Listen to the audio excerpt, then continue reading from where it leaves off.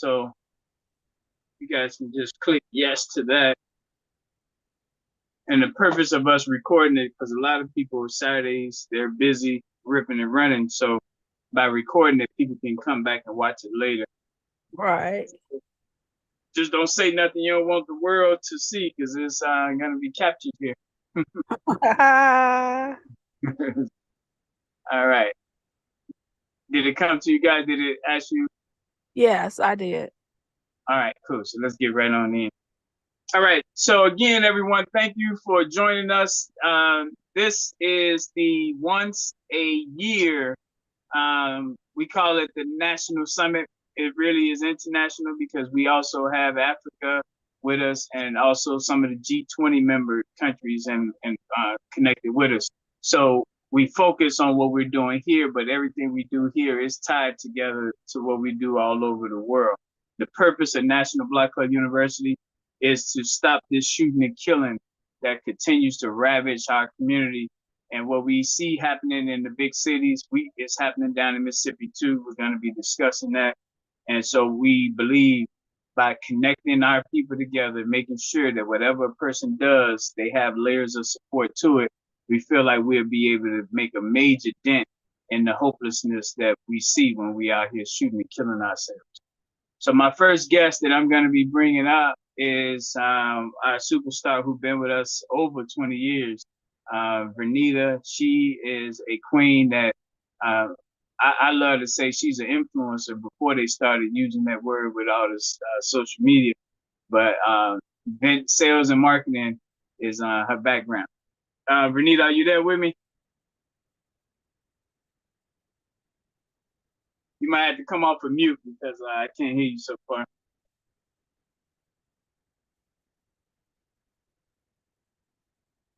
Mic check. Can anyone hear me? Yes, I can hear you. Okay. So Vernita, when you get, if you can come on, I'm gonna keep going until I get you back on. Hello. Oh, okay. There we go. All right. So Vernita, I just did an introduction. I brought you in, but I wanted to make sure that everyone knew who you were. So if you don't mind, just go ahead and tell us who you are, what you do. You can tell them how we met if you remember that. But go ahead, you have the floor. Okay, I'll make it real quick because I'm actually packing to go out of town. But anyway, I'm Vernita. I met Cyron 20 plus years ago. They were having a meeting on the south side of Chicago, which is where my mom was living. And I was visiting her and I went there and I met up with him. And that's how it's been since then. I formerly was into sales and marketing, but I'm no longer into that. I do truckers insurance, life insurance, and I'm a public notary. So, and I also have a charity organization that help people, with food and clothing and things of that sort. So, Now, and Vernita, I don't know if you want to give people how to reach you, but I want to just also make sure they know that when you met us, the whole idea and the concept of stopping the violence and like give us your take on the shooting and killing in Chicago. Do you feel there's any hope? You feel like we making any difference, any dents, if you don't mind? I mean, there's always hope, and as long as there's programs like yours that at least is aware of what's going on and trying to get in there and help, but everybody have to come together. That's the bottom line. You can't wait till your loved one is shot or killed or whatever. Mm. We have to do it now, and we have to start by supporting, our community, our people. We have to definitely start by supporting them and helping them and teaching the young people what needs to be done and letting them know, to stop the violence. We probably need to have some more programs to show them what prison is really like, and it's not worth going there. So, but anyway, what you're doing is awesome. It always has been, yeah. So No, I appreciate you. And beauty, is it stressful? This would be the last question. I want people to get this. You've been here so long. Do you get tired of us? Is it stressful? Are we always bugging you? Like, because a lot of people they say they too busy, and that's one of the biggest challenges that we see. Uh, give your thoughts on that. Have we burnt you out? No, no, no, no, no, no, never, never. I'm never burnt out. I love to know about everything that's going on. If I hear about it in advance because I'm on the move all the time, I like now I can just jump in. I stop packing. I'm like, let me run out here and get on this call for a few minutes. So, and if we're too busy, the busier we are, the more deaths we'll have. Nah, I appreciate you. So thank you. How do people reach you? How do they stay connected with you? I am on Facebook, Vernita Young, V as in victory, ERNITAYOUNG. And you can also reach me through my number 630-561-7121. And I have a couple other ways, but just not to top the time. You can call me 7 days a week, 24 hours a day. I'm available. Amen. Thank you so much for your time, and thank you for your financial support. We appreciate you, Vernita. Thank you. No problem. No problem. You're welcome. Thank you. All right, everyone. So that is Vernita, and you're gonna have people popping on whose last name is between the alphabets V through Z. Vernita Young, Y. So she's on there. So I wanted to make sure we carved out time so you guys can meet her. You're going to hear people giving you their direct contact so you can reach out and network. Everything we do is with that mindset of Blacks being there for each other. So now I'm going to go right into the rural report. Mississippi is very, very important to us, you guys. Mississippi. I'm going to pull this down for a minute so you guys can see me firsthand. Okay. All right, good. So Mississippi is very, very important for Black people. And here's why. Out of 50 states, 7 states are 90% white. 7 states are 90% white out of 50. We do not have one state in the United States of America 40% Black. So Mississippi is our closest state to being 40% Black. And people say, well, what difference does it make? It makes all the difference. Because when you look at the makeup of the U.S. Senate, there's only 100 senators. And that's the elite body that makes decisions for the whole world, believe it or not. Our senators, the U.S. senators, there are 7 states with 90% white people in them. So that means each state has 2 senators. It's 14 senators that's white because their states are white. We don't have no state 40% Black. That ain't even half. So we don't have but 3 senators in all of America. 2 are Democrats, 1 is Republican. So it matters because when you talk about decisions being made, if we're not even at the table, you're going to be limited in your voice being heard. So whether it's what America is doing to Africa, the sanctions, things of that nature, we do not have a voice because we do not have no states that can send 2 senators to Congress. So Mississippi is our closest chance to doing that. And so I hope Sister Lily will be able to jump on here. She's Lily Williams. She's from Mississippi. She's one of our superstars in Mississippi. She's actually in Jackson. So I'm hoping that she'll be able to get on here because we definitely want to hear from Mississippi because of how important it is. The work that we do in Mississippi, we have 108 towns in Mississippi that we do our work inside of. All right. So this here, this is 108 towns. You ain't got to read it. I just want you to see it. It's 108 towns. And I'm going to just give you the snapshot because this is the summit. So it's not for you to know every single piece, but I'm just going to read to you some of the things that stand out. So we have, I'm going to go through the people who've been shot and killed first because that's the problem. Coahoma, 13-year-old shot to death. We have a 20-year-old arrested for shooting someone in Glendora. We have the 13-year-old shot and killed by another 13-year-old in Lyons, Mississippi. Woman shot in Utica, Mississippi. We have a person just dead inside a car in Scuba, Mississippi. This is all, everything I'm showing you is from this month, and it's referencing the last 2 months, because every 2 months we go in and look this up. So it could be from April, May, or June, what I'm reading to you now. We have the storms down there have really decimated Lewis, Mississippi. 2 people was killed in the storm. We have in Terry, Mississippi, they got how much money is that? $400,000 to fix the bridge down there. Let's see, Macon, Mississippi. We have Lucedale, 2 people shot at Walmart in Lucedale, Mississippi. We got Ben Crump down there helping in Leland, Mississippi with the young person that the police ran him over. Let me give you the housing prices. So we still have homes down in Mississippi that are very affordable. That plays into what we want to do in terms of getting people to move down there. So we have Cleveland, $78,000 houses. We have $85,000 houses in Batesville still.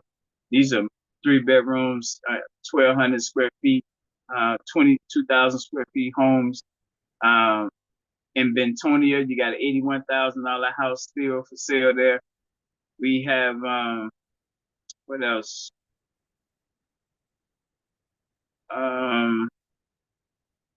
I want to give you guys this. The 19-year-old girl in Milwaukee, Wisconsin, black girl who was killed by the white guy and dismembered, she's from Vicksburg, Mississippi.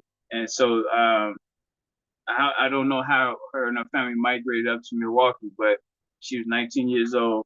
So we acknowledging that out of Vicksburg, but she was in Milwaukee and they found her body parts. So it's just a lot. So it's 108 things that I can go over, but I just want to make sure that you guys know why that matters to us. We need 5,000 people to relocate to Mississippi. 5,000 people. We're in 20 cities in America. So literally, you're talking about, if we get 250 people to get down there, we can get to 5,000. And the impact that can have is significant because, again, the goal is to build our own economy down there where literally we are bringing up trucks and they're bringing up produce up here to the 20 cities. We're buying that produce. So we create that farming agricultural link and build up Mississippi. The children are out of school right now for the summer. It should be where every summer we're sending our young people down to Mississippi for exposure so that they can get out the concrete jungles into a rural agricultural environment, and also the place that made the most millionaires before New York City. All right, last thing on Mississippi is July 12th. July 12th is the birthday of Mound Bayou, Mississippi. It is right now the only place that we can point to that's been 130 plus years of all black governance. Town is all black and they've been all black for 130 years. And that is something we should salute. When we look at what do the models of success look like, they are a model of success. So shout out to Mound Bayou. If you can get down there, July 12th is their birthday. And we're going to be hopefully getting some people to ride down there. All right. So thank you guys for that Mississippi update. Does anyone on the call have any thoughts you want to add to Mississippi before we move off of Mississippi? Did anything that I talked about shock anybody, or you like, oh, you knew that already? Okay. All right. So let's see. We are at 3:30 now. Entertainment conspiracy. So this is where I want to bring Susan in here. I know Susan is ripping and running as well. Again, that's why we got people just doing their 5 minutes and they can leave. So Susan, if you can come off, I want to introduce you, and then I want to share with you and get your thoughts on this piece I'm about to talk about when we think about the conditions of our community. So before I bring you on, let me make sure people know why I'm making this statement. What Black people are going through is part of a global anti-Black conspiracy. There are people, conspiracy is when people get together and discuss ways to do something immoral or wrong. The conditions of our community, people are exploiting us, they're making profit off us, they want to see us on the bottom, so that is morally wrong. You gotta be really subhuman to watch people die the way they're doing with us. And a lot of it has to do with the fact that if Black people was to come up and rise, a lot of people don't benefit. Arab gas stations, Asian beauty supply stores, nail salons, you got the Mexicans doing the grass cutting, the roofing. if blacks were to do for self, what happens with all of them? So it's a conspiracy to keep blacks all over the place so that they can continue to make the money that they're making. And it says something when you can watch black people die out here and not want to see them do for self. Think about that. Doing for self. Doing for self. But nope, I want to keep making money off you. All right. Superstar Susan, how are you, Queen? I'm wonderful, King. How you doing today? You know, it feel like I've known you a long time and we've only known each other less than 2 months. I know, okay? But based on those 2 months, less than 2 months, really probably just a month, what's your thoughts on what we're putting together, what we're doing out here with this concept based on when you first heard it and any interactions that you had with us? Well, you speaking of the National Block Club in general, correct? Yes, ma'am. I tell you, it is a concept. I'm an industrial designer. I went back to school in 2023. I finished, and I learned product manufacturing, business research and development. And I studied different numbers, data, research. I never heard anything like this before. And I'm impressed. You know, the fact I never knew about Mississippi that it was that many black people there. My great grandmother was from Mississippi. I never been there. I don't know anything about it, but I learned something today. And that's Wow. gonna make me go hunger to go more to go and check it out for myself. Wow. That makes me feel honored. Thank you for that. That just you probably got me by a few years in terms of being on planet Earth. So that means a lot.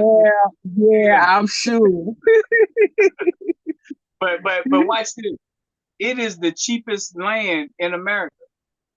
So think Wow. about it. Your dollar goes the furthest there and you don't know about it. We don't know about it. Just imagine when we pour into this place here.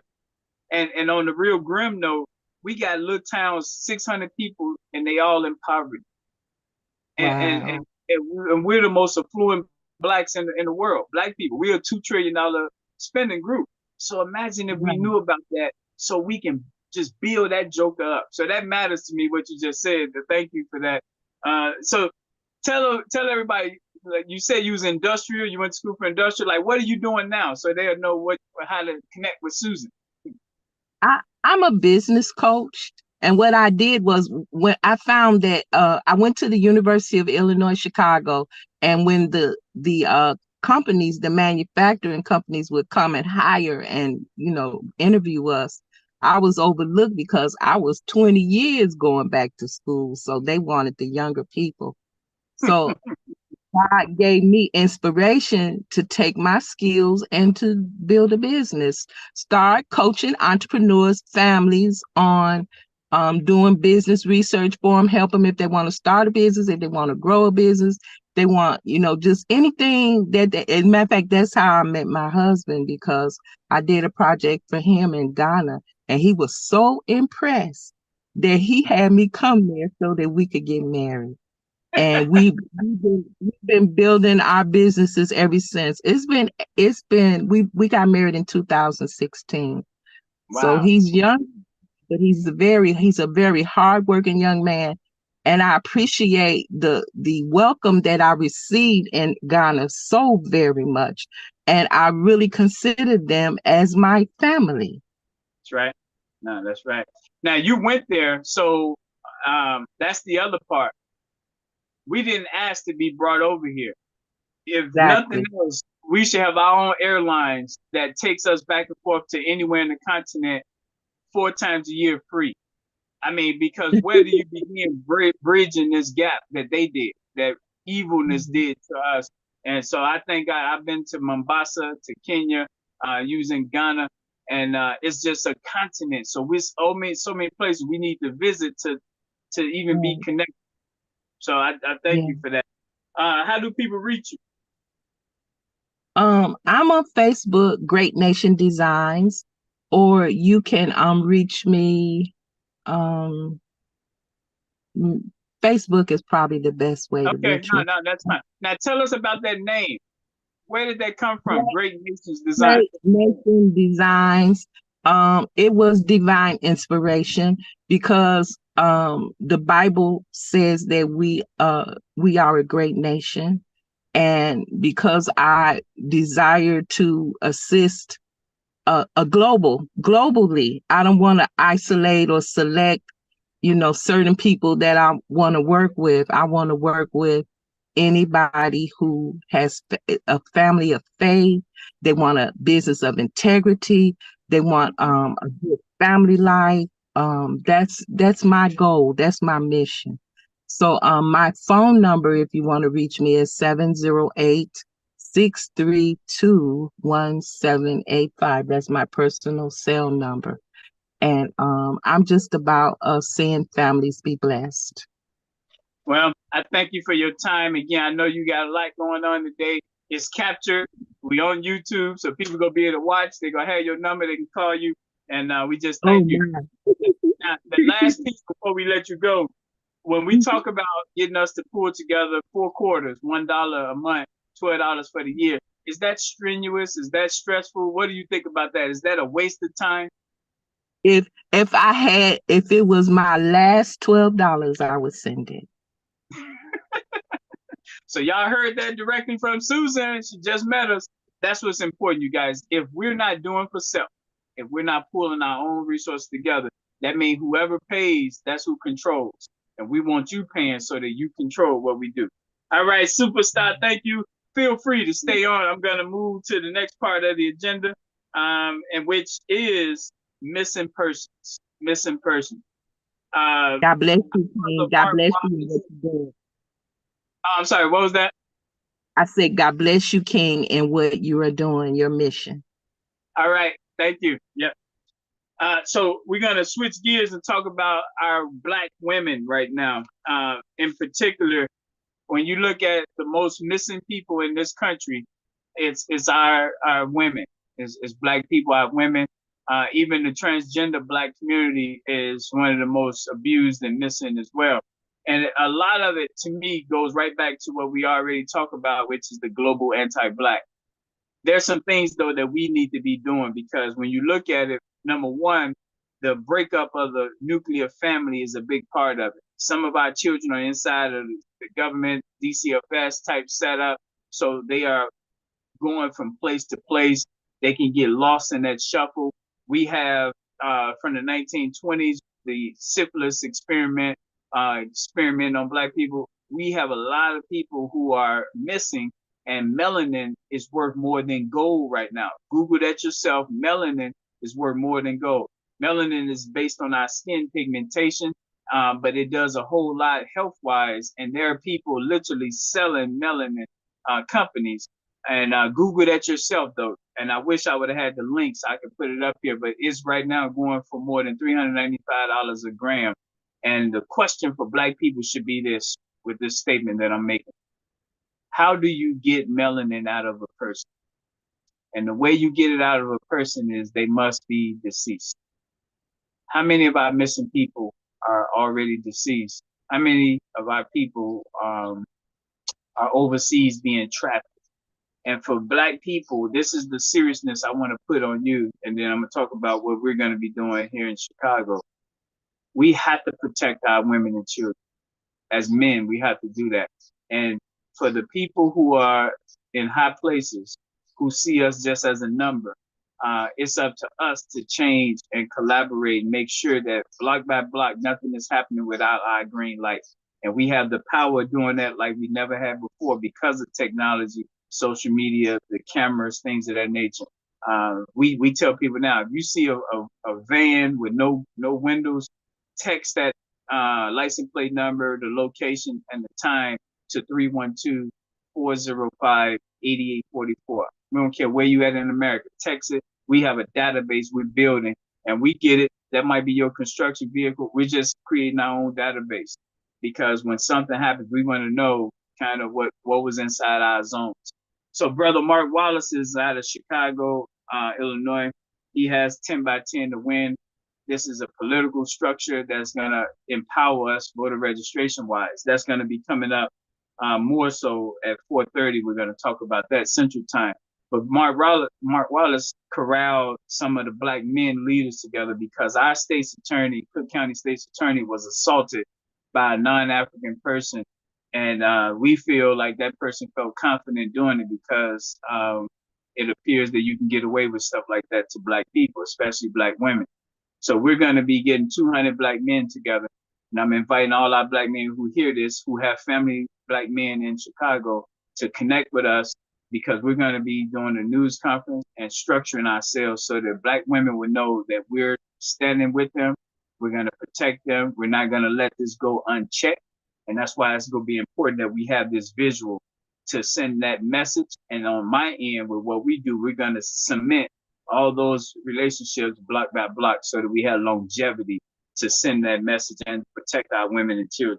So I wanted to get that out there. And again, that number is 312-405-8844. So that's the missing persons, the human trafficking piece. The melanin is a part of that. The last piece is the entertainment. Let me just get this out there. Our biggest export in America is entertainment. And black people are the subject of the entertainment, but we're not the controllers of it. So what America exports more than anything else in the world is entertainment, and is controlled primarily by California. California is hurting what black people are trying to do. And I'm going to say the elite in California, because we got strong brothers and sisters out there in California. The elite in California is hurting black people. And here's why I say that. Hollywood started in 1903. You know the images of black people that's displayed around the world comes out of Hollywood. So Southern California hurts black people because of the imagery, the way we're portrayed, big time. And that was in videos and music, videos. In the you could say 50s, 60s, 70s, that's when it started portraying musically. So a lot of Universals, a lot of these big companies that was in movie production got into music as well. And then we know the drudgery came with the, they call it drill music, where now you're glorifying killing each other. But if you say anything about killing a certain group, they will cut you off. So it's okay to talk about killing yourself, demeaning our women, but don't talk about doing that to a certain group or animals. You don't do nothing to dogs, they'll shut you down, but it's okay to do it to each other. This is part of that conspiracy that I'm talking about. Then in Northern California, that's Southern California controlling us, Hollywood that way in our imagery and promoting the self-destruction of us. But all the way north in Northern California, the problem we have up there is dealing with the algorithms. It's dealing with the control of all the things that allow our messages to be put out there. If you say or do something that they don't like, you lose your friends, or you lose your links and your connections. So what black people have to do is recognize Mississippi is our biggest state for us to have sanctuary in, to build up. But we also have to be organized a certain way to challenge Northern California and Southern California on what they're doing to participate in the global anti-black. So thanks for receiving that, you guys. All right. So now it's time to move on to economics. So it's almost 4 o'clock. We're going to have Governor Charles join us here, but I want to bring Brother Andy in next, and then we'll take a break before the 4 o'clock. So we're going to bring Brother Andy in because when we talk about safety, we got to talk about the profits that they make off of us in jails and the prison system. Brother Andy, you still there with me there? And you know this. Man, thank you. And you see why I got you on here based on your last name. It was crucial. So if you don't mind, Brother Andy, man, tell us, who you are, how we met, what you thought, what you think about what we're doing, and then we want to go into what you're doing, my brother. I'm Andy Williams Jr., aka the Hood Candidate. You see my little background, setting the captives free. Love that. That's based on Isaiah 61. And Isaiah 61 talks about setting the captives free in prison. So I mostly focus on people physically in prison, but also spiritual and financial prison, because there's a lot of us locked up that ain't even got bars around us. So that's my ministry. And then outside of that, with the hood candidate, that's the way that I interfere with the politics. So the hood candidate follows the example, what I've learned about Christ being where the people were. So that's one part of the hood candidate. The second hood candidate is the mission of the 1960s, where we were, I wasn't born in the 60s, okay, just to research and talking to the elders, but there was such a unity in the community amongst the rights of the people, whether it was the Black Panthers, the Young Lords, the street organizations. There was a strong unity in that from the 60s. And then the last one of the hood candidate deals with my generation in politics. And I ran for president in the 2020 election. And I'm doing it again in this 2024 election. Wait. You ran for U.S. president? Yes. Yeah. Say it loud. Right. And I'm doing it again right now. So, you know, and a lot of times people have not heard about me, and that's because in the mainstream, I'm not the most popular. But when you see the body of works that I've done, where I've sued the IRS and won, I sued Donald Trump in 2020, him and Governor Pritzker, for infringing upon my religious freedom and my rights. I've sued for the traffic stops, the gang database, juvenile detention in Texas, Bell County. So I'm not a candidate that's running around here with no future promises. I'm a candidate with actual background that shows I'm qualified to do what I'm doing. And most importantly about the hood candidate is he's doing this regardless of the vote. Because we have to understand that if the only way we can move progressively together as people is based on a vote, then we've already lost. Because nobody has more authority and control over the decisions that we make other than us. And that's how we were created as sovereign beings on the land. So when we talk about it from a holistic approach, the hood candidate says, well, let's resurrect Black Wall Street. And that's not up on the ballot. That's something that we, the people, have the power to do. So with that being said, now you and I, I'm going to interview you separately. We'll talk offline so that way we can talk about that whole piece there so you can educate the people on what you just said, but going more in depth on that. You cool with that? Yeah, I am. Now, so tell us, like, what's some tangibles, like what's coming up today, tomorrow, next week, with how you're organized? So the biggest thing that I have, which I'll put it in the chat, so it'll be a lot simpler, respectful of everybody's time. I have a Prisoner Votes Matter movement, and it's about the current and formerly incarcerated, as well as the natives' right to vote in a federal election. So what has happened is the states have disenfranchised individuals, saying they cannot vote, but it's just state policy, state, legislation.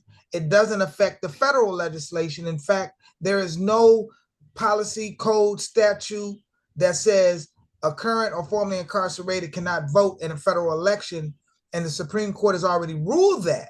So what we're doing is bringing together a team of attorneys, and I'm going at this initiative called the Ballot or the Bars, and I'm saying we can vote our way off of these prisons. But hear me when I'm saying this. The vote is not the real way to get out of this. The real way is through a habeas corpus and educating the people about this legislation is legalized slavery, because the states don't have the authority to file a suit against people because the state has never been injured. It's just a mode of making a profit. And because we, the people, have the power, this is our unalienable rights, we decide what happens when an infraction happens to the people, whether we choose restorative justice, whether we choose hanging, whatever the people choose, that's the people's choice. And it's not to be governed by an elected representative that votes on a law. And the reason why I say that, because as you can see, they will always vote on something when they become the majority, and that's mob rule that represents the Ku Klux Klan, and we are participating in it by being a part of that democracy. So what Andy the Hood candidate is saying as debate, as the one that we get the movement, is Prisoner Votes Matter. And you can reach me at hoodcandidate.com. I believe they're updating the website on Prisoner Votes Matter, so forgive me, because somebody said, Andy, it wasn't the way you had it originally, but it'll be updated in a few days, because what I'm doing is grabbing people in so I can write. I got postcards that I send to those that are behind the wall, and then what they do is they write back, and then I use them as a plaintiff, not use in a negative way, but I bring them in as a plaintiff. Right, I utilize them as a plaintiff so we can sue. Because the thing for me, and I'm going to close with this, is my rights don't come from government. It comes from God or nature's God or creator, whoever you call it, whatever. Superior, right? Right. And because of that, the states don't have the authority to come in and criminalize when there's no injured party. So I'm not advocating for the release of all prisoners because we don't have another safety net in place.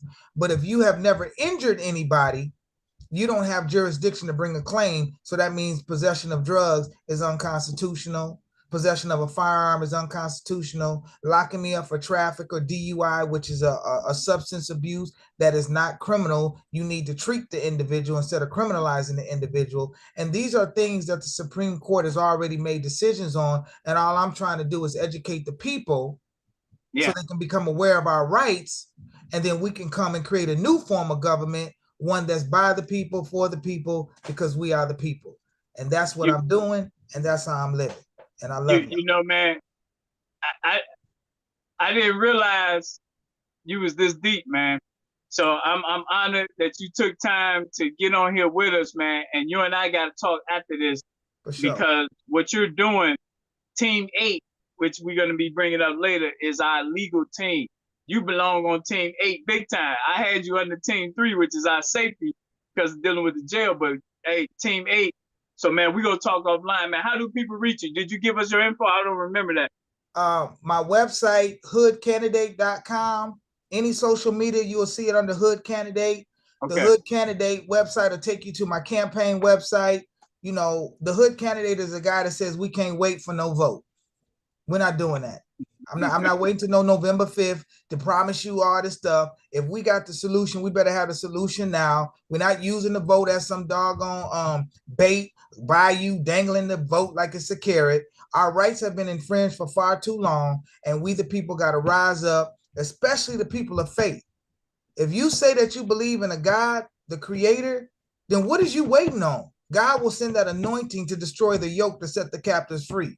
And that's why I'm a marketplace minister. I take it to where the people are. And my glass is broke, so that's why it's crooked, you know. No, man. Hey, thank God for what you do every day, man. We go rock and roll, my brother. I appreciate you dearly. So let us move to the next item here. You guys know exactly how to reach this brother. He didn't talk about financial support, but I'm gonna put it to y'all. Everything that you might hear, just know it costs money to operate, and we should be thinking about how do we circulate and support our own, because we already know who's not going to support us. So he can talk. He can, once you connect with him, he can give you that. But just come bearing fruit. Come how you can financially support what we're doing out here to help our people out. That's a mindset that we want to put in our people. All right. So now we're going to move to the economic agenda. Every Wednesday is economic day, every Wednesday. So out of our 7-day 11 habits, Wednesdays is all about us not spending our money with people who don't care about us. Here's how this manifests. This is what it looks like. Minister Farrakhan took 1 million black men to DC, October 95. Imagine 1 million people saying we're not giving our money once a week to people who don't care about our conditions. Now, the key with that is using that time, Wednesday. So Wednesday is coming whether we did or not. Wednesdays is coming. Wednesday's going to be here when we gone. So if we lock in with a date that everyone, once they know about it, can agree to, now there's no way the enemy can kill all of us. See, when you say Wednesday is our Black Boycott Day, economic day, there's no stopping that. Our people in Detroit, St. Louis, Milwaukee, once they got it and they own code, now once a week, 4 times a month, the enemy not getting our money and we're giving it to our own people. So you got this infusion of money coming right back to our people. So that's why the Wednesday economic day is crucial, you guys. And it doesn't require a leader for that. It doesn't require an organization for that. That's about us doing for self, not waiting on someone to do something, but us agreeing to the time. And so that means every Wednesday we should get more knowledgeable on new black businesses.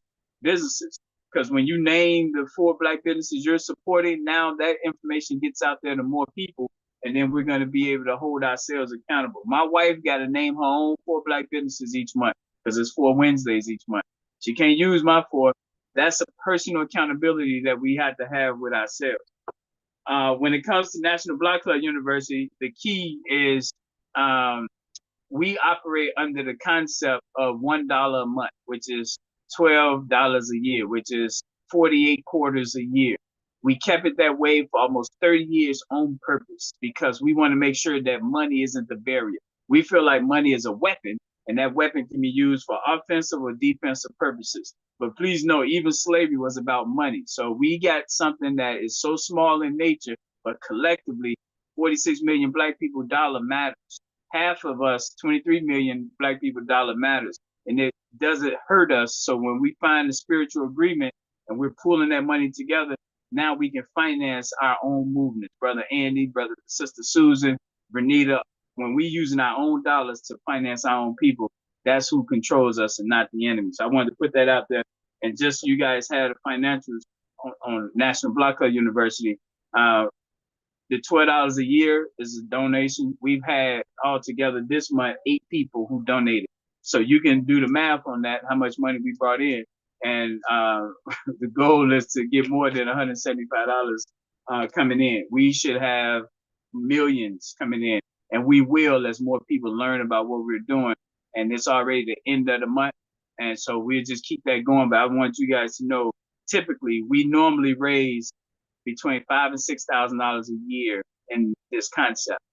However, we leverage $20,000 to $30,000. And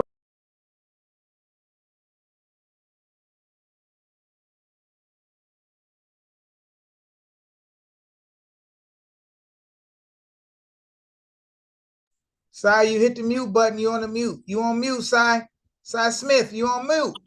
You got to turn your mic back on, Mike. Si, you on mute. Turn your Smith. mic back on, Si. Si, you on mute. He killing it too. He dropping bombs. Si, you on mute.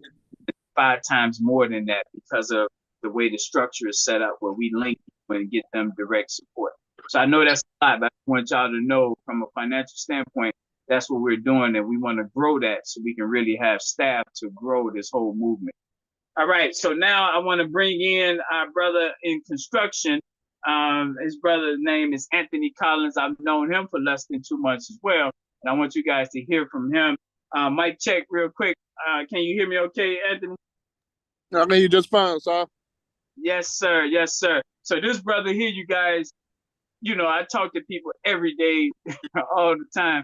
So I feel like I got a good read on people and their energy and their character and everything. And so when I met this brother, what I got out of him was sincerity. I got out of him frustration. And I think Black people, if you ain't frustrated, that means you're okay with these conditions that we are. And he's also younger than me. So I said, let me do what I can, see what I can do to add value to what he's doing. So he's going to come on here. He's about to tell you guys what he's doing on the construction side. That's team number 5 to us out of 8 teams. That's construction. You already know we can't keep giving our money to all these other ethnic groups to be in our neighborhoods making money off of us and sending it back to their homes. Nothing against them. This is all about doing for self, taking care of ourselves. Anyone who's against Blacks doing for self, they got to look in the mirror. Something is wrong with you that you think you have rights to my money in my neighborhood to take care of your people. You off track. Brother Anthony, if you don't mind, man, come on board, man. Tell everybody who you are, how we met, and what you think about what we're doing. And then I want you to tell them what you got going on. Okay. How you doing, Si? How y'all doing? My name is Anthony Collins. I'm young, 32 African American in the city of Chicago. By trade, I am an electrician by a contractor in the company High Tech Security. And my mission is basically to create more jobs in electrical and in the trades industry. Far as they closing more CPS or schools, our mission is to basically teach and educate our minority and our people far as in the construction trade. Been working with Si far as coming with Si to help us get this mission and also help him with his mission in these distressed communities where we need to teach and hire our own people and educate them on our own far in the trades, the carpentry, the construction, the plumbing, the whole mentorship where we need to teach our own. So that's my mission far as in the electrical field, working with Si to actually bring people, educate people, and actually bring more jobs ourselves economically on our own projects, our own schools, and our own buildings and our own knowledge. So that's basically what we've been doing. And Sai's been doing a very great job as far as bringing me in and his database and his network of people that he's with to actually bring this mission and actually see this, this dream come true. So, like I said, we have 4,900 square feet in Roseland. 111th and Whitworth is the actual location. 149 West 111th Place, and basically is there for carpentry, plumbing, electrical, and also HVAC and solar. And working with as far as people in Roseland to actually get this done and keep helping others and how we can help each other.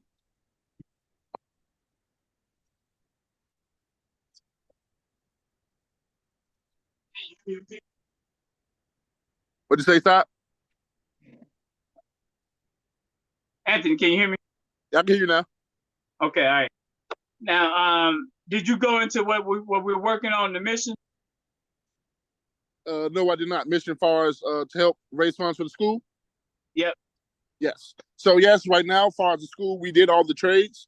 Electrical, we had contractors come out that did plumbing. We got the carpentry done. We got the electrical piece done. And right now, as far as just trying to raise the rest of the funds to finish out the whole school and to build out as far as computers, drywall, mud, taping, paint, furniture, just the last, and me and Si's coming up with. I came to Si, my mission was I need another $10,000 or the last $10,000 to get this finished.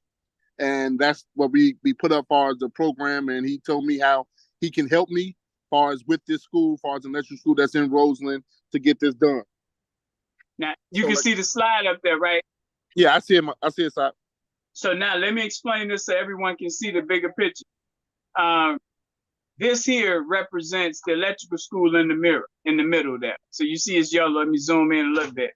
All right, that's the location. If you check my Facebook, you will literally see proof that I was there. I bear witness to the physical place. I got this brother I interviewed here.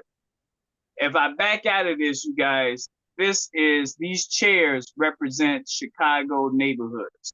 Each chair represents a different neighborhood. There's 20 Black neighborhoods. Let me zoom in on some so you can see them.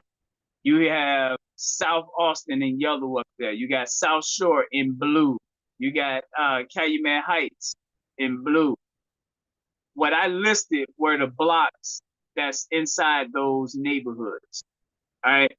These blocks wasn't randomly picked. These blocks are blocks where Black churches are. So this is 100 Black churches and their blocks. I couldn't put the church's name on there because, of course, they haven't agreed to supporting us. But I told Brother Anthony, we're going to ask 100 Black churches to put up $100, and that's your $10,000. Let me say that again. We're going to ask 100 Black churches to put up $100 for Brother Anthony to get this location finished so we can help on Team 5, which is construction with our people. And so these addresses you see here, these blocks, all have a different Black church on those blocks. It's already been mailed out. Next week, before the holiday, we're going to be calling to ask, did they receive the request in the mail? We're going to make sure that they feel comfortable with who we are while we're vouching for Brother Anthony.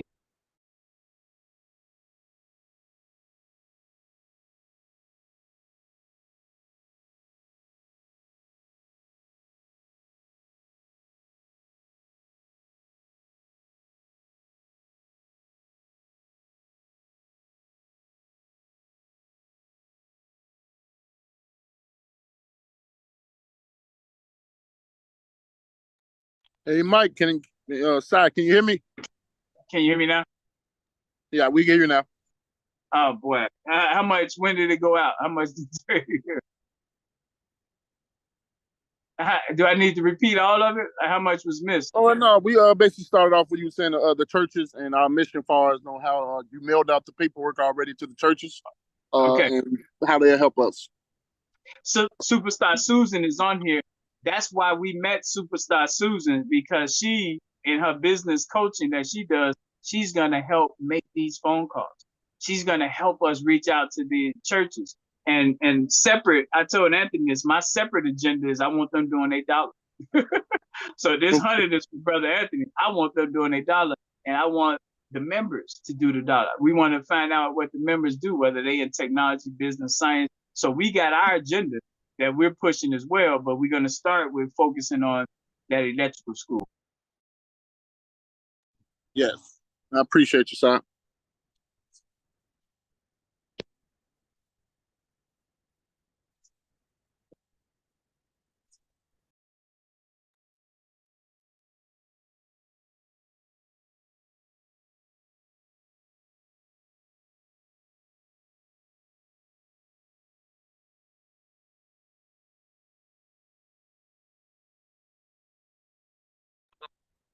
So I just want y'all of cost, but the beauty of it is it's allowing Blacks to be coordinated, to getting in touch with each other, to get each other's ideas on how we move forward. And this is just one of the operations that we're doing. We're doing some in other areas as well. All right, Brother Anthony, how people reach you? Did you give us your info? Any other things you want to put out there before we keep moving? Oh yeah, you can reach me for Hytech, HYTECH 365 at gmail.com, or you can hit me on phone number 773-886-6916.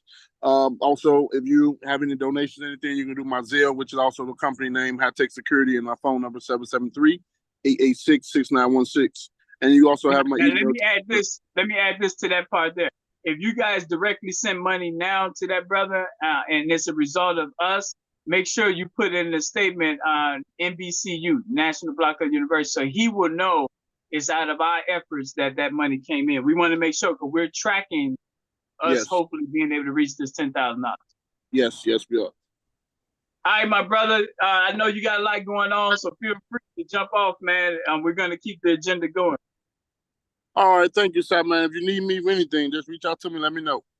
But you know Nike's motto, we just go do it. All right. Yes, sir. Let's do it. And feel free to stay on. We're going to move the agenda along here. Yeah, I'm right, here. We got Brother Charles Robinson. Charles, are you there? I know Charles might be out working. He'll jump on, but this is our education section we're in now, education.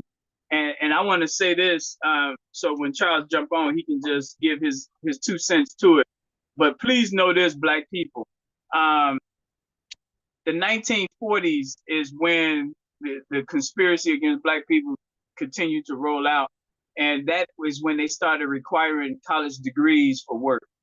And what we're seeing now is where a lot of people are having pushback on these college degrees to do certain work.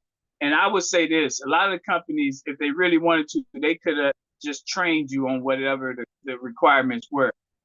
To me, my opinion, this was part of put another barrier so that we can separate and we can make sure that we keep them people away from our people. That's how I see that. And I really believe that because it was a way of making sure we don't catch up. And in the 1950s is when it went toward economics, because so many of our people did get their degrees, got into higher positions, and then we saw them move out of our neighborhoods. As white flight took place, Blacks who made money started running behind them as well. So economics was in the 50s where we started making money and wanting to desire to be away from them. Because if you think back in the 1920s, Tulsa was bombed in the 1920s. Blacks was forced to be amongst each other. The rich Blacks, the middle income Blacks, and the poor Blacks was forced. So you had thriving communities because you got high, medium, and low. So you go 20 years past that, now we're getting our degrees and we want to be and move out the neighborhoods away from our people. We was forced in the 20s, and in the 40s and 50s, we started running behind them with the white flight. So education matters because that was the linchpin. That's what first started separating us. And unfortunately, the education system is centered toward Europe. It's not centered toward Africa, it's centered toward Europe. So what ends up happening is now you learn all things about them and theirs. You take the college trip to Europe, not to Africa.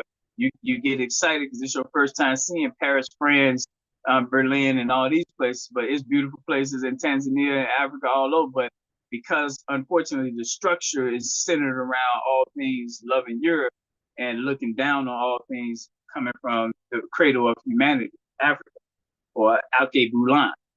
So anyway, the point on education on our standpoint is this. The system was always rigged against us.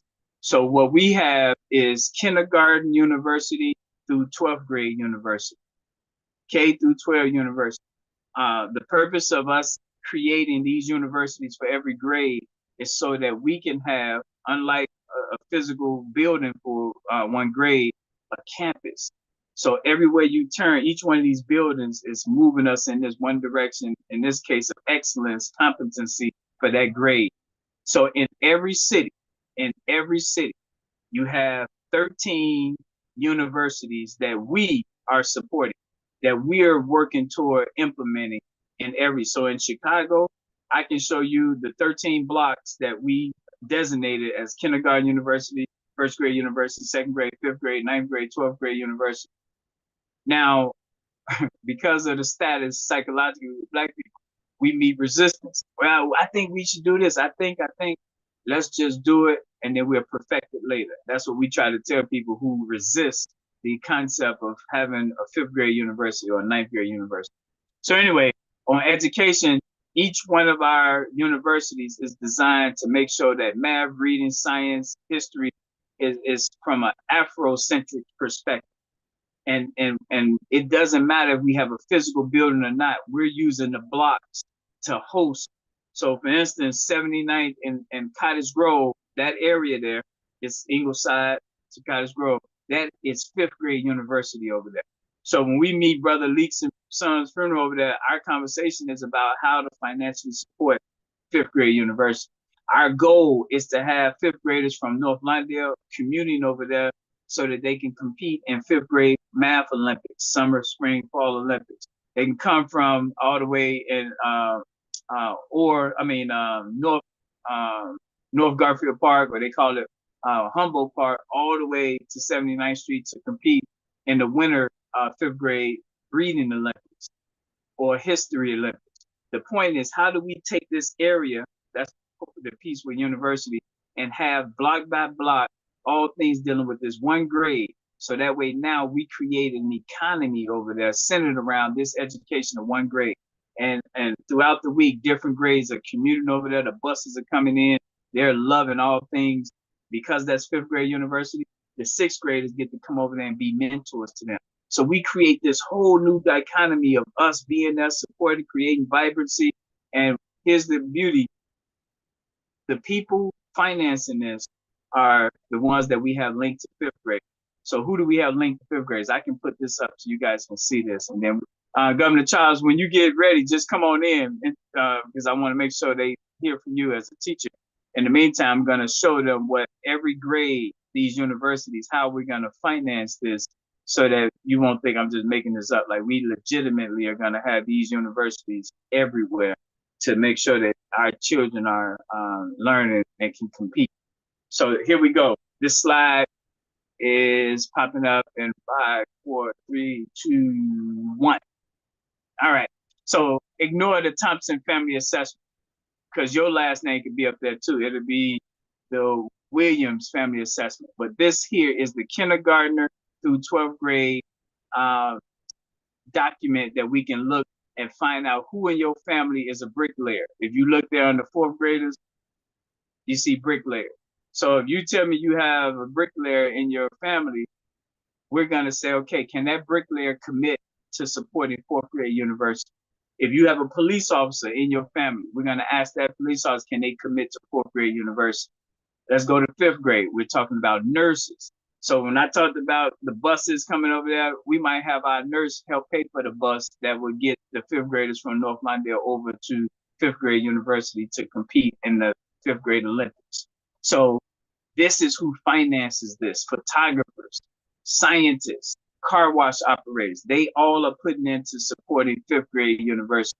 Frank Harvey in LA has a car wash, and the conversation with Mr. Harvey was the fifth graders in LA because he's a car wash owner. So every person we meet, we already have in this new Black structure how they can add value, how they can help. And this all falls under education because we're going to take our Wednesday agenda, which is buy Black, supporting our Black car wash owners. And when we're buying Black, supporting our car wash owners, they're giving back to the fifth grade university, which indeed helps the parents of fifth graders. See how it tied together? This is, to me, this is going to really revolutionize and change the game. Any thoughts from that from anybody so far before we move off of this?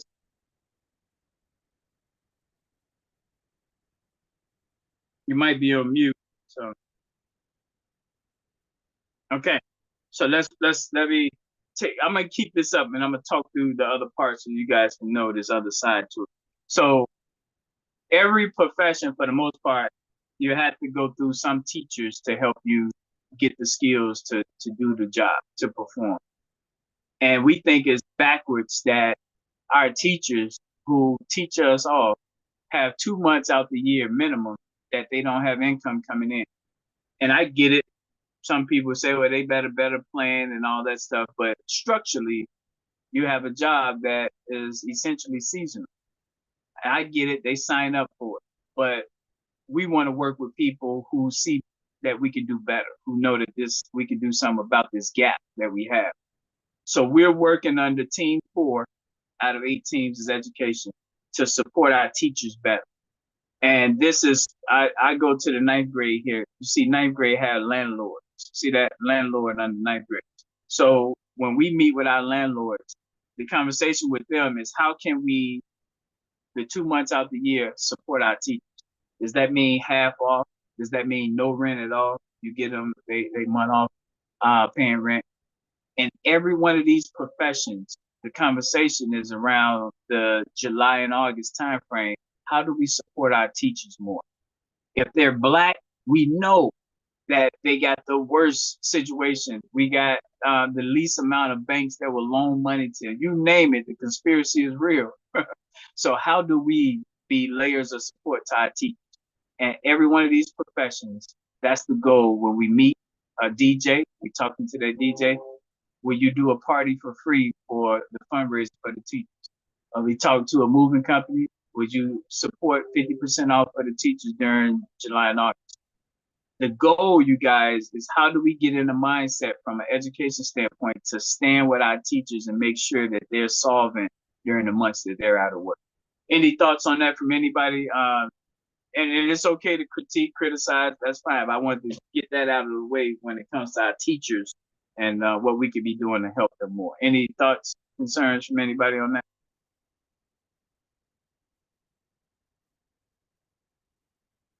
All right. So now I'm gonna take this down. Yeah, I think my mic goes out when people are calling me. So I did put on do not disturb. So hopefully that will stop my mic from going out when people are calling. And I'm trying to check and make sure if some people call it because I didn't get them the Zoom link. That's kind of the reason some people are calling me so they can get the link there. All right. So anyway, now let's move on. The second part that I want to talk about is dealing with health. I touched on it a little bit already when you heard me talk about melanin. But for the most part, team number 7 is our food team. This is made up of our people who deal with growing our food, processing our food, selling our food. That includes our restaurants. That includes our chefs, our bakers, all the people that deal with what we put in our stomachs. All right. So the teachers are critical to, not the teachers, the chefs, caterers, all the people dealing with Team 7 food is critical to what we as a people need to be doing. So here's our thoughts when it comes to the food side. We really believe that in America, in the United States of America, that because the same greedy people are putting things in the food that's not in our best interest. And the fact that in some places in this country, they don't want you to have your own gardens tells you it's about making money over the quality of people's lives. So our philosophy is that in every village, in every 16 block area, that we have someone in Team 7, someone who's going to focus on making sure we're growing as much of our food that we can. The other part to that is to make sure that we know each other so that we can, if one area is growing corn, another area is growing beets, another one's growing garlic, us knowing that will allow us to coordinate together even more so. In Utah, Alabama, we have Brother Childs down there, elder. He grows some of everything. We have Ina Jones, who also has a farm down in Georgia. She's the one that brought the watermelon up that you guys did a tremendous job buying. So knowing who our farmers are and how we can coordinate and support them. We have Brother Harold Davis, and the late Harold Davis, his wife is running the blueberry farm out of Michigan. So Team 7 in this section we're talking about now is dealing with how do we know, knowing is half the battle, how do we know where all of our Team 7 people are, people dealing with farming? And then how do we use our Wednesday agenda, which is buying black, supporting black owned, to put money in their coffers so that they can grow the growing of our food? So that's a mindset. I know Wednesdays, I got to be able to name my 4 at the end of the month. We have Team 7, our farmers. How do I put money into our farmers so that we can grow our own food? Because we know the for-profit people are all about profits, putting all chemicals in our food to preserve them so they can make more money. We get that. So that's the key on the health side.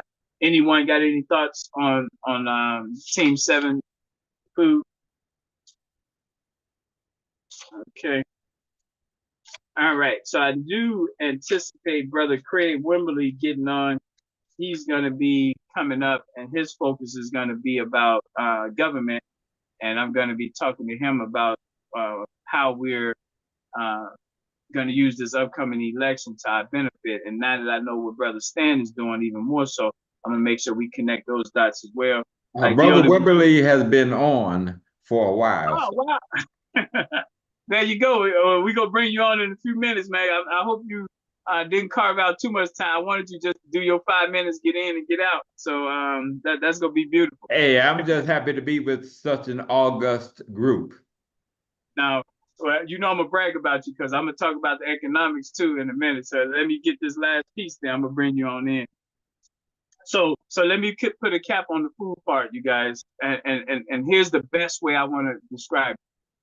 When you think about the United States of America, majority of blacks is still in the South, still in the South. The soil in the South is different than the soil up here, and the weather as well. We got to, you guys, create our own commerce when it comes to this food. My mother-in-law, she's going to be watching this. She has a box truck. So we're looking at our black truckers who got trucks, and we had to broker this agreement to make sure that we are getting our food from our brother Charles down there in Utah, our Dollison Farms in Georgia, and Michigan, and we're bringing that food up. And black households, block by block, got to be okay with buying it from them. So we justify taking our money, like blood, we circulating our money, and now we putting our truckers to work. We buying from our farmers. They're tapping into markets that they wouldn't have had access to if it wasn't for this type of structure. So just think about what we can do for self, you guys. Think about that. You know who don't want to see you do that. We know who don't want to see us do that is the people who is making the money now off of us. So, and I give kudos to the Mexicans. They got their own laundry detergent and they selling it on the corners all over the Midwest. So that shows you. Now you think Walmart, Target, them people like that? No, they want to capture the Mexican dollar too. So they got their own 5-gallon buckets that they moving around, that just shows you that self-determination that we got to have on the food side. So all right, thank you guys for listening to that. Now we're gonna move into policy and legal / accountability. And so this is team number 8 for us. Team number 8 is dealing with all things legal. You guys know lawmakers, that's their job, is to make laws, but they got to listen to us and pass the laws that we think is going to be in our best interest. I'm about to bring up to you guys someone that is dear to me. Y'all know I've been out at this a long time. And to have an elder black person support means a whole lot, because in our community, too often we allow ego to stand in the way of the intergenerational working together. But this brother financially, because lip service don't mean that much. People talk all the time. Money matters. So this brother here puts his money where his mouth is in financially helping us. You guys know the pillar of everything that you hear me talking about is getting 1,000 black people to electronically circulate $1 to us. Let me say that again, because I want to resonate, let that sit in your spirit. Until we got 1,000 people who can send $1 in electronically, whatever we're doing isn't going to move as sustainable as it could. It might work, pop up every now and then, because the 1,000 people sending in $1 is capacity. And the capacity of that 1,000 people breaks down into 4 groups of 250. So if I'm going to Detroit, we already know we need 4 groups of 250. That's the 1,000 in Detroit. We go to Milwaukee, we need 4 groups of 250. That's the 1,000 in Milwaukee.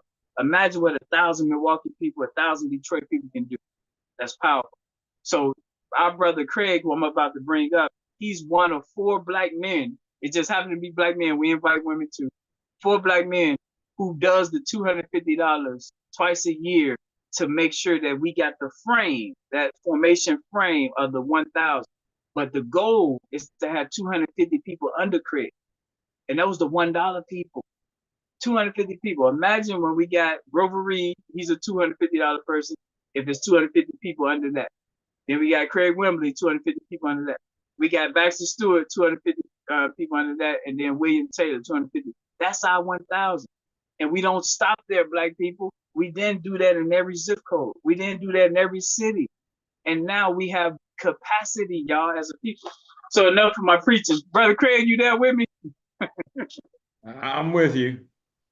So, Brother Craig, I want to bring you up, man. I want you to tell people how we met, what you think about what we're doing, and then I want you to educate us on the voter piece, man. So you have the floor, my brother. First, let me recognize all the good work you and National Black Open University is doing, because it's all about organizing our community, about educating ourselves, because although we know things are wrong anecdotally, you need data and information in which to make change happen. And you've been involved in that for years. I love the discipline and rigor of the structure. So I'm a big fan, and I think you're very necessary to moving the community forward.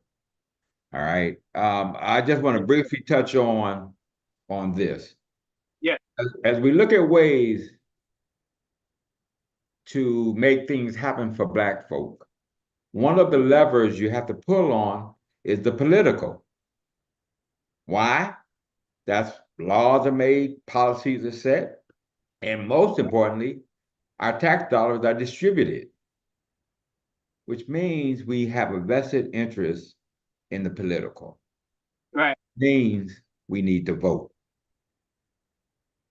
That's critical for all of us. And I know we get frustrated sometimes that we elect folk that don't deliver the whole bit. But at the end of the day, our community needs to be organized, we need to be registered, and we need to be mobilized to vote. Because when you have the numbers, and money will follow the numbers, right? You then can determine what the agenda is for those you elect. And that's what's important to us, is to control the agenda. Right. And so I want to impress upon all of your members, own having every member of your family registered to vote. Yeah. Think about it. If we each owned making sure our family was registered, we all be registered. So let's own that, and then own getting them to the polls, right? Now, we need to educate ourselves, right? So specifically, let me tell you what Cole is doing with the elected school board that's coming, right? We've had a couple of forums where we've educated ourselves in the community on what it takes to be a member of the school board, what their responsibilities are. We now are pulling together a candidates questionnaire so that we have the answers we want from the candidates running. And then we need to be organized. Right. We need to elect individuals we think will focus on our children, because it's not being done today. Right. All right. The achievement gap is intransigent, and it's expanding. We own ensuring our kids get educated, our children get educated, right? We own ensuring our next generations are prepared to compete in a global market. So we need to be engaged and involved in who gets elected to the school board as just part of it, right? And then we need to stay on top of them to do what we need them to do. But the core piece that I want you to understand, all of you, is that we need to be organized, which is what you're focused on, but we also need to be registered. And I understand the frustration of dealing with politicians that don't deliver for us, but that's why we need the power of our vote. Because when someone doesn't deliver, we need to get them out of office. And I would tell you, if we're organized and focused and we can knock someone out who's not delivering for us, it will scare everyone else straight. Yep. This is about us and what we need to do. So that's the point I wanted to make. I know you guys are probably on it, but I wanted to make that point. Now, we Craig, because I also want to make sure that they know what coal is. So talk to us about what coal is. All right, and I appreciate you asking because I'm proud of who coal is. Coal is an umbrella organization for 13 of Chicago's historic African American men's clubs. Many of the clubs are over a century old. All right, I'm a member of the Frogs Club. We were established in 1922. In early 2000s, the club got together and said, it's not good enough for us to be successful individually, right? Many of our folk are accomplished, you know, good jobs, nice home cars, send the kids to college, whatever. But if your community is hurting and you're not doing anything about it, then your measure of success is off. And so because we could not mess with the integrity of the individual club, we formed COLE, Coalition of African American Leaders. And our overall mission is to improve the quality of life for our community expansively, not for a few, but for the many. And so a core part is to educate ourselves in the community. And so I host a monthly forum,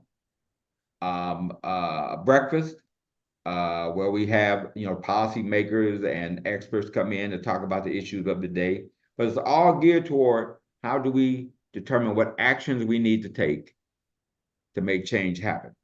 So what's important to Cole is to move beyond the dialogue to affect change, right? Because everyone talks a good game. And we've got to move beyond just that dialogue and make things happen, right? That's why I admire on what you're doing, right? So anyway, so that's what Cole is. Now, a few years back, we opened it up to at-large members because we also wanted females to come in. All right, they are a little bit more action-oriented than the brothers can be.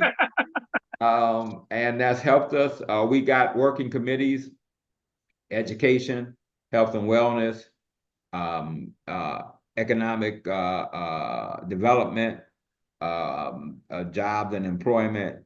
So we focus on a lot of different areas, but whatever issues arise that we can be impactful on, we wade into it. So when they were trying to shut down Urban Prep, who does an excellent job of educating our Black young men, we push back on that. All right, and I like what you said about education. See, they don't like us educating ourselves. Right. Where we do it effectively, the system comes after us, and we've got to defend that. There's a major issue going down in Flossmoor, where the administration is harassing the Black police chief. In fact, I think they fired him. And so we're working with the residents because we're going to take that administration out. So again, CODE is focused on educating ourselves in the community as a way of determining how we need to take action to make change happen. And I'll tell you what's also important, and this is what I really like about CODE. So I'm gonna brag on us. That's right. It's about networking, right? And we don't care who leads, right? Sometimes we're gonna lead an effort. Sometimes we're gonna follow. Sometimes we're gonna partner. Sometimes I'm just gonna hear what good work is being done. And I'm gonna amplify it. That's where we need to be also, right? Get ego out of what we do and focus on delivering for our community. And that's what we're about. Now watch this though, Craig, because when you're dealing with stable people, comfortable people, people who made it already, that's where ego can really be real high and in the way. I made it, so listen to me. And I got to admit, that's what I love about you and the team is that you guys don't do it. You are an example on people who's not bourgeois to the point where they look down upon their people. And that's why I want to make sure everyone get that through Craig, that that's someone who could easily be off going all things dealing with Europe, Paris, Berlin, and all that. But he over here fighting for Black people. So talk about what Mark Wallace got us working on. All right. So again, we're partnering with different organizations, including National Black Club University. Guys, it's all about us working together to move the ball forward, right? To improve the quality of life for Black folk, and you better believe we're under attack, right? That's no conspiracy theories. They plan, right, to keep us in our spot, but we can't allow it, right? So we own improving the quality of life for ourselves, our families, those we love, right? The community. And that's what we're about. All right. So Now, here's the Mark commitment. Wallace. Here's the commitment, though. Let me say this. I want each of your members to commit to ensuring that every member of their family, 18 and older, is registered to vote. And in fact, 16-year-olds can now pre-register so that when they turn 18, it's automatic. All right. And then bother to make it to the polls. We have to fight in large numbers. That's important. We also have Brother Elder Lanyard with Apostolic Church of God. He's got 10 by 10 is Mark Wallace. Yeah. So we got Mark Wallace, we got Elder Lanyard, we got you. Yeah, so we got 10 by 10 to win, which is Mark Wallace's group. His is all about the community organizing, right? And for each of us to be connected to 10 people, those 10 people to 10 people, that will get your numbers up. Elder Smith with Evangelism of Grace is laser focused on voter registration. So we all partner together, right, on these sorts of things. So that's his lane, right? And so we're all working together and working with you. We want to be supportive of any and everything that you're doing also. Because again, I admire you and your folk. You guys are my heroes. and when you do the cold breakfast, that's at a Black establishment. So you're putting money into a Black establishment. I will tell you this. Every location we've ever had for our breakfast, it's going to be at a Black-owned establishment, right? I'm going to tell you this. I'm a member of the Frogs Club, right? And the clubs that make up the founding members, they give Black tie events every year. That's the thing, right? Is our annual Black ties. When the Frogs Club gives its annual event, it's always at a Black-owned establishment. The caterer is always Black. Our florist for our boutonnieres is always Black. We would get an ice sculpture of a frog, but it's done by a Black individual who does the ice sculpture. What I'm saying is that we have to live our beliefs, right? Yep. And so that's the Frog Club we don't do anything unless we have first ensured that it can be provided by a Black-owned entity. And you usually, as you know, can find it if you look, right? Yeah, that's what we're about. You're on mute. Cyron, you muted yourself.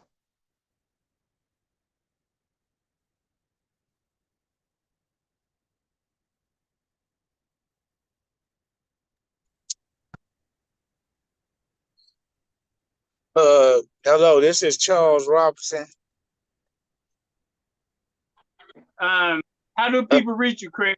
Okay, well, there you go. Oh, I put my email address in the chat. Okay, all right, cool. All right, brother Craig Wimberly, thank you for taking time out. I know you're busy. and remember, we're doing a candidates questionnaire for school board candidates. Once we get it, the responses back, we'll disseminate it to you, Cyron. And again, I'm fully supportive 100% in everything that you guys are doing. And I just want to be of support to it. All right. I love it, man. I appreciate you, brother. Thank you for everything. All right, cool beans. All right, I think we had Brother Charles able to tap in. Charles, you there?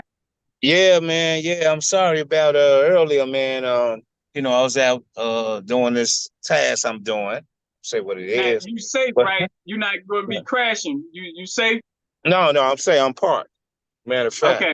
Yeah, I'm sorry I missed my education piece. I know we moving on to other things, but the brother, I forgot I didn't catch his name, the person that just got through talking. That's Craig Wembley. Yep. Craig. Okay, I heard you say his name before. Craig Wembley. Thank you, sir, for your dedication to NBCU. I just want to say that to him. I wanted to say that to him, get a chance. But yeah, appreciate him and everybody else that has committed. Now, can you Yep. speak? I know we move. We right now we wrapping up. We're gonna talk about the G20 in a minute. But on the teacher side, when I talked about the teachers, because you're a teacher, I does that heard make everything you sense? said. What I talked about that? Yeah, man. I mean, we need 2 months. I want everybody to just put this in their faculty and their brain. 2 months in this economy kills us as educators, I mean, 2 months, we can't help it because the profession is a 10-month profession. Now, just like I look at everybody, oh, it's summer school. Everybody ain't gonna do summer school. There's not enough kids to come back for us to do summer school. And then jobs really don't want to hire you because they know you'll be going back there in 2 months. So that's a strain. That's a real strain. And July itself will take anybody and people say, I hear saving and stuff like that, but it's hard to save because we don't get paid that much. It's people thinking, no, not at all. And Well, that's what the union fighting for, right? That's what you guys are pushing. right. We got these politicians that said we're gonna make it to where you guys. We done heard that for years, though. You know what I'm saying? Hey, I mean, what'll help us more? I mean, me and you talked about it, Saturday. Slow down on the big. We ain't saying stop it. Just slow down, cut it down. That's like cutting down the energy. Cut the energy down when it come that time when we at our vulnerableness. I mean, don't they care about their education? I mean, that's showing care right there. Instead of saying, oh, you just make it the best way you can or whatever, Yeah. Yeah. But So no, what you said was right on time. What you said was perfect. Now, I just wanted them to hear firsthand that I'm not just making stuff up. I do listen to what people say. So Not at all. Not at all. The truth is you talk about that all the time. The truth don't need no help. It stand right there. It stands on its own, no doubt. So Right. so now we at the period where the G20, we got 10 minutes left here. So I want to switch gears to talk about the G20, and then we go talk about the Gary conventions, and we go close this joker out. So thank you guys for tuning in. It's been a 2-hour whirlwind, but just so you guys know, the G20 meets November 18th to the 20th of this year. That's Monday until the Thursday. G20 means global 20 richest economies in the world. That is being challenged right now by BRICS, which is an alternative to the G20, the richest economies. And BRICS stands for, the B is for Brazil, that's majority Black. The R is for Russia. The I is for India, who has 1 billion people in India, China, and then South Africa. The B and the S on BRICS is Black. Brazil is run by white people, but it's majority Black people. And then South Africa, they got the richest people in the country is white, even though it's a majority Black town. So out of BRICS, the B and the S, the beginning and the end, is problematic that we got to make better. But at least BRICS is challenging the European-centric G20 and G7. So I want to always make sure.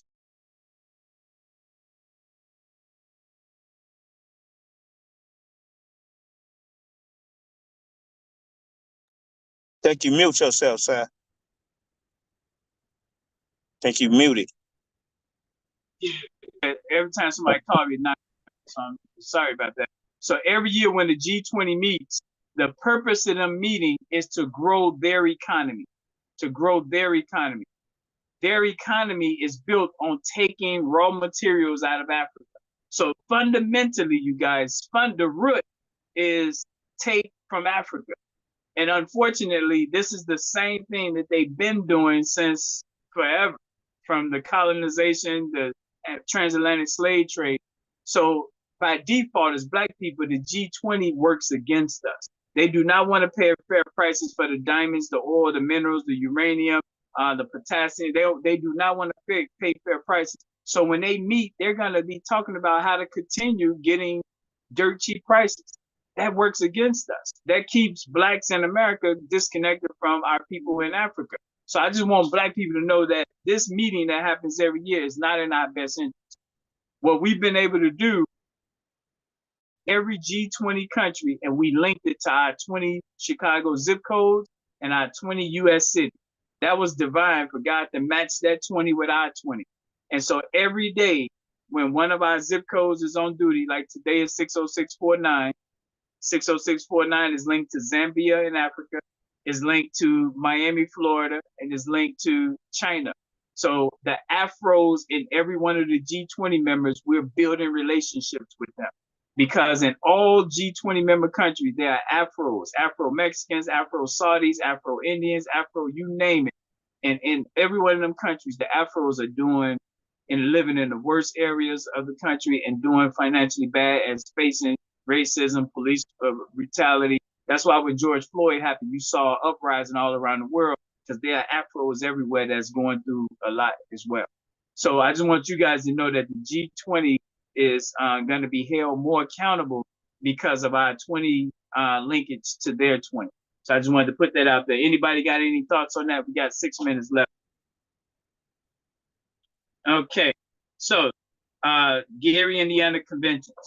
So let me say this so you guys will know what this convention is designed to do. Gary, Indiana is a black city. It's a small city, but it's still majority black. And it's right next to the third largest city in America, Chicago. So there's no reason for Gary to struggle when it's next to a global city like Chicago. Yet and still it struggles because unfortunately we haven't coordinated together like we can. So Gary is famous for steel. All right. At the steel, it was famous for casinos. Donald Trump owned a casino here. After the casinos, at the steel, it's been nothing. White flight took place, nothing. So what we did, we came in 2014 and said, we're going to make this a convention city. Because it's cheaper than Chicago, we're going to justify having everyone around the country come to Gary so that we can build up the economy here in Gary. We can get all the black businesses in Gary to help create this convention city where everyone is coming here. It won't be on the level of a Chicago. The infrastructure isn't that. So Chicago will continue to be a major convention city, but we need a piece of that pie for black Gary. So every single weekend, it's a different convention. I'm just going to read some of these conventions so you know. And the purpose of these conventions is to get all 20 cities to send their people who's in that field, in that industry.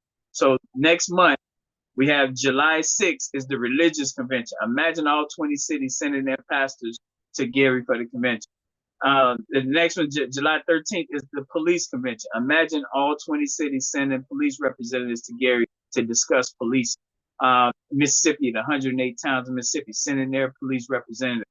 Do you know what that does to the black businesses in this city? And they're going to fly to O'Hare in Chicago or Midway and then come over here. So now we got a welcoming committee in Chicago. Then they transfer them here to the border, and the host committee of Gary welcomes them. And I ain't gonna read them, but we got everything from plumbing convention, painters convention, sewing convention, journalism convention, engineering convention, political convention.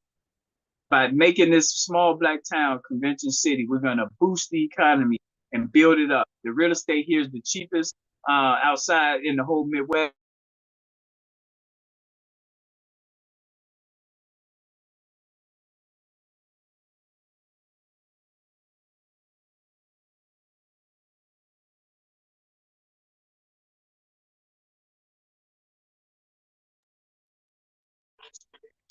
That matters so much, you guys. It's a really, really big deal that we know Gary, Indiana needs to be rebuilt because it's a black city and it's next to Chicago. Let's close out with what the next month's summit is. So the next summit is Saturday, July 27th. Saturday, July 27th. It is for the last names beginning with the alphabet A, B, C, D, and E.